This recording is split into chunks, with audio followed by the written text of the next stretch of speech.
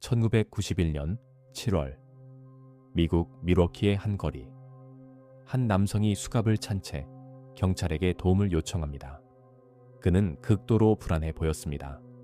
그리고 계속해서 같은 말을 반복합니다. 저 아파트로 돌아가면 안 됩니다. 하지만 경찰은 결국 그 남성과 함께 다시 그 건물로 향합니다. 그리고 문이 열리는 순간 현장은 순식간에 얼어붙습니다. 냉장고 안, 침실 안, 벽과 서랍 안에는 상상조차 하기 어려운 기록들이 남아 있었습니다. 그 아파트의 주인은 제프리 다머, 훗날 밀워키의 식인종이라 불리게 되는 남자였습니다.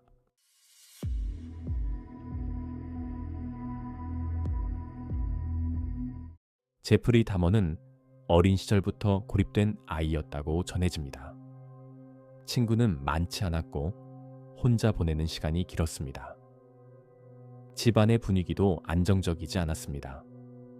부모의 관계는 자주 흔들렸고 가정 안에는 늘 긴장감이 맴돌았습니다. 그리고 다머는 점점 더 자기 안으로 숨어들기 시작합니다. 그 시기부터 그는 죽은 동물에 강한 관심을 보였다고 알려져 있습니다. 처음에는 단순한 호기심처럼 보였을지도 모릅니다. 하지만 시간이 흐르면서 그 관심은 점점 집착에 가까워집니다. 그는 도로 위에서 발견한 동물을 가져왔고 뼈를 분리하거나 내부 구조를 관찰하는 행동을 반복했습니다. 다른 아이들에게는 불편하고 이상한 행동이었습니다. 하지만 다머는 그 과정에서도 이상할 만큼 차분했다고 전해집니다. 일부 전문가들은 그가 살아있는 존재보다 움직이지 않는 대상에게 더 큰 안정감을 느꼈을 가능성을 이야기합니다. 학교 생활 역시 평범하지 않았습니다. 그는 주변과 잘 어울리지 못했고 혼자 있는 시간이 점점 늘어났습니다. 사람들과의 관계를 어려워하면서도 한편으로는 강한 외로움과 집착을 동시에 드러냈다는 증언도 남아 있습니다. 훗날 전문가들은 바로 그 시기에 고립감이 중요했다고 분석합니다. 감정을 건강하게 표현하지 못한 채 점점 혼자만의 세계 안으로 깊이 들어갔다는 것입니다. 하지만 그 당시에는 아무도 예상하지 못했습니다. 그 조용하고 말없던 아이가 훗날 미국 역사상 가장 악명 높은 연쇄살인범 가운데 한 명이 될 거라고는 아무도 상상하지 못했습니다. 그리고 시간이 흐르면서 그 안에 있던 불안과 집착은 조금씩 현실로 드러나기 시작합니다. 1978년 다머는 첫 번째 살인을 저지릅니다. 피해자는 젊은 남성이었습니다. 당시 다머는 아직 10대 후반이었고 부모는 이미 집을 떠난 상태였다고 전해집니다. 집 안에는 혼자 남겨져 있었고 그 고립된 공간 안에서 첫 범행이 발생합니다. 사건 이후 다머는 흔적을 없애기 위해 움직입니다. 놀라운 점은 그가 이후에도 오랫동안 체포되지 않았다는 사실입니다.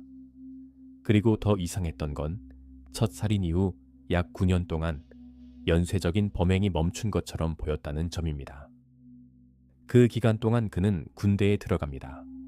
하지만 군 생활은 오래 지속되지 못했습니다. 알코올 문제와 이상 행동으로 인해 그는 결국 군에서 나오게 됩니다. 이후에도 그는 안정적인 삶을 유지하지 못했습니다. 술은 점점 심해졌고 인간관계는 더 불안정해졌습니다. 무엇보다 그의 고립감은 사라지지 않았습니다. 겉으로 보기에는 평범하지 못한 남성 정도로 보였을 수 있습니다. 하지만 그의 내면에서는 이미 위험한 충동이 계속 쌓이고 있었다는 분석이 존재합니다. 그리고 시간이 흐른 뒤 그 충동은 다시 현실로 이어지기 시작합니다. 이번에는 훨씬 더 반복적이고 훨씬 더 통제 불가능한 방식으로 말입니다. 다머는 결국 밀워키의 한 아파트에 혼자 살기 시작합니다. 213호. 미국 범죄사에서 가장 악명 높은 공간 가운데 하나로 남게 되는 장소입니다. 겉으로 보기에는 평범한 아파트였습니다. 복도는 조용했고 이웃들은 그저 이상한 냄새가 난다고만 생각했습니다. 하지만 그 안에서는 설명하기 어려운 일들이 반복되고 있었습니다.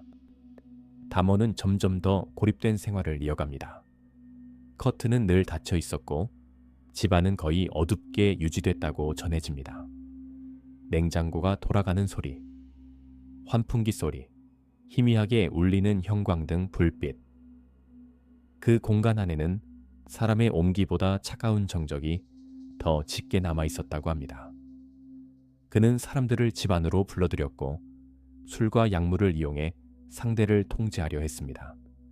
하지만 더 중요한 건 그 행동 자체보다 점점 무너져 가던 그의 심리 상태였습니다. 전문가들은 그가 사람과의 관계를 원하면서도 동시에 관계가 끝나는 것을 극도로 두려워했다고 분석합니다. 그리고 바로 그 불안이 왜곡된 집착으로 이어졌다고 말합니다.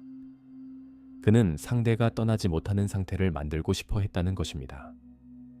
그 집착은 시간이 흐를수록 점점 더 위험한 방향으로 변해갑니다. 그리고 그 아파트는 단순한 생활 공간이 아니라 그의 고립과 망상이 쌓여가는 하나의 밀실처럼 변해갑니다. 밖에서는 평범한 도시의 밤이 이어지고 있었습니다. 사람들은 퇴근하고 불을 끄고 잠들었습니다.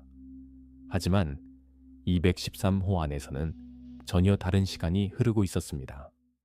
담원은 주로 혼자 있는 사람들에게 접근했습니다. 클럽, 술집, 버스 정류장, 늦은 밤의 거리. 그는 상대에게 자연스럽게 말을 걸었고 사진 촬영이나 술자리를 제안했다고 전해집니다. 겉보기에는 위협적인 사람처럼 보이지 않았습니다. 오히려 조용하고 어딘가 어색한 인상에 가까웠다고 말하는 사람들도 있었습니다. 그리고 바로 그 점이 더 위험했습니다. 사람들은 그를 쉽게 경계하지 않았고 담원은 그 틈을 이용했습니다. 피해자들 사이에는 몇 가지 공통점도 존재했습니다. 대부분 젊은 남성들이었고 사회적으로 쉽게 주목받지 못했던 사람들이었습니다. 그리고 누군가 사라져도 곧바로 큰 수사로 이어지지 않았던 경우가 많았습니다. 실종은 반복됐지만 그 연결은 너무 늦게 이루어졌습니다. 경고 신호 역시 여러 번 존재했습니다. 하지만 그 신호들은 결정적인 순간마다 제대로 받아들여지지 못했습니다. 담원은 바로 그 무관심 속에서 범행을 이어갈 수 있었습니다.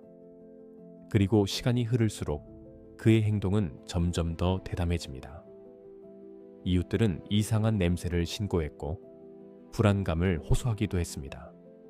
하지만 그 경고들 역시 끝내 하나로 연결되지 못했습니다. 그리고 결국 가장 치명적인 순간이 찾아옵니다. 제프리 다머 사건에서 가장 큰 충격 가운데 하나는 막을 기회가 존재했다는 점입니다. 그리고 그 이야기에서 가장 자주 언급되는 사건이 있습니다.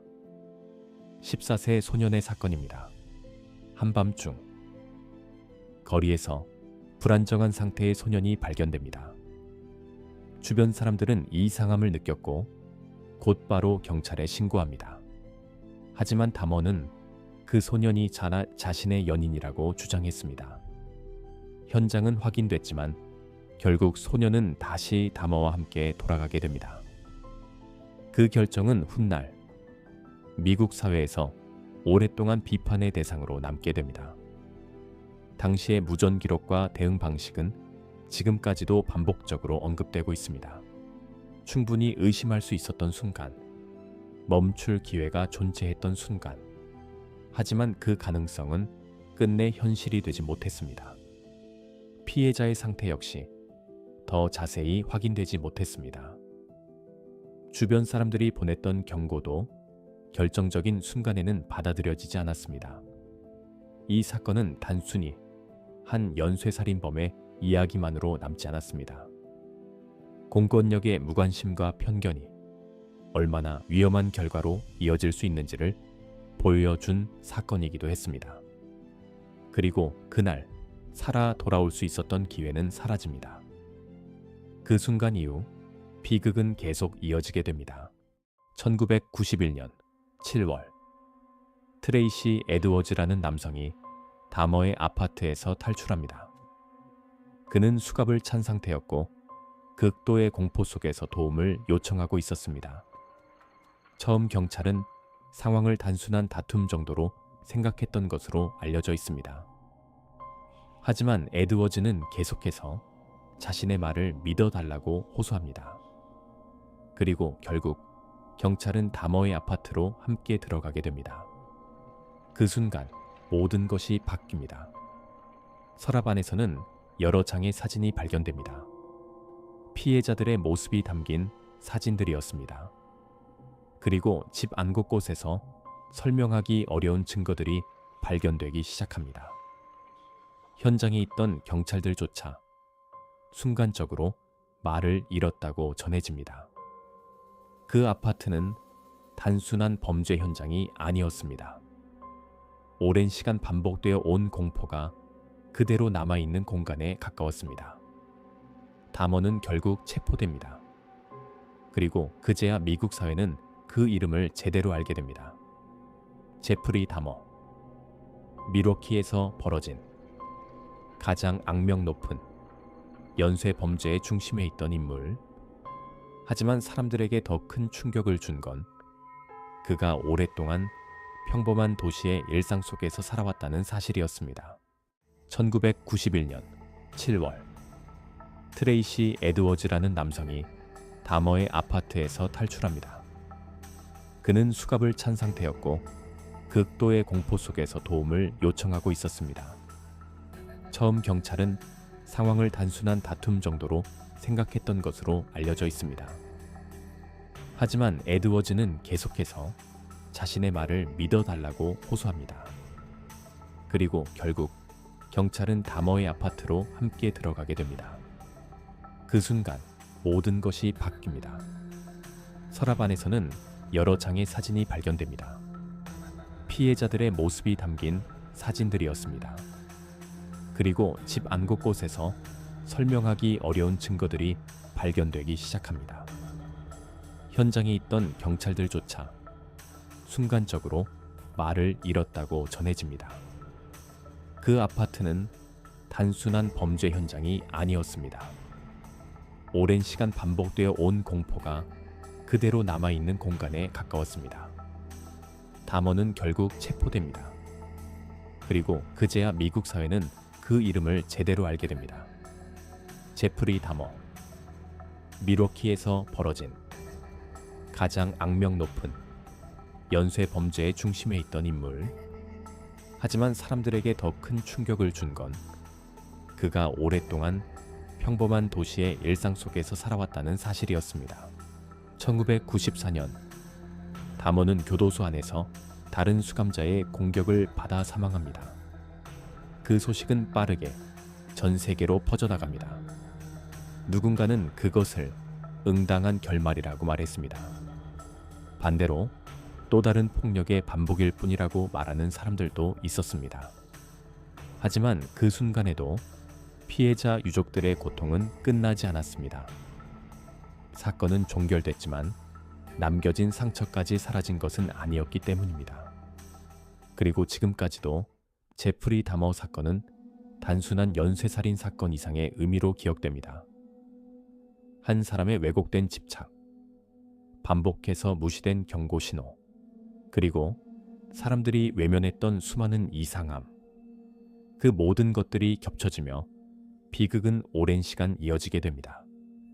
그리고 사람들은 지금도 같은 질문을 남깁니다. 그는 정말 처음부터 괴물이었던 걸까요? 아니면 누군가가 더 일찍 그 신호를 알아봤다면 결과는 달라질 수 있었던 걸까요? 제프리 다머의 범행은 끝났습니다. 하지만 그 사건이 남긴 불편함은 지금까지도 사라지지 않았습니다. 평범한 도시, 평범한 아파트, 그리고 닫혀있던 213호의 문. 그 문이 열렸던 순간 사람들은 처음으로 알게 됩니다. 가장 위험한 공포는 아주 가까운 곳에서도 오랫동안 숨겨질 수 있다는 사실을. 그리고 지금도 사람들은 같은 질문을 남깁니다. 우리는 정말 그 신호들을 전혀 알아채지 못했던 걸까요? 이것이 바로 밀워키에서 벌어진 제프리 다머 사건입니다.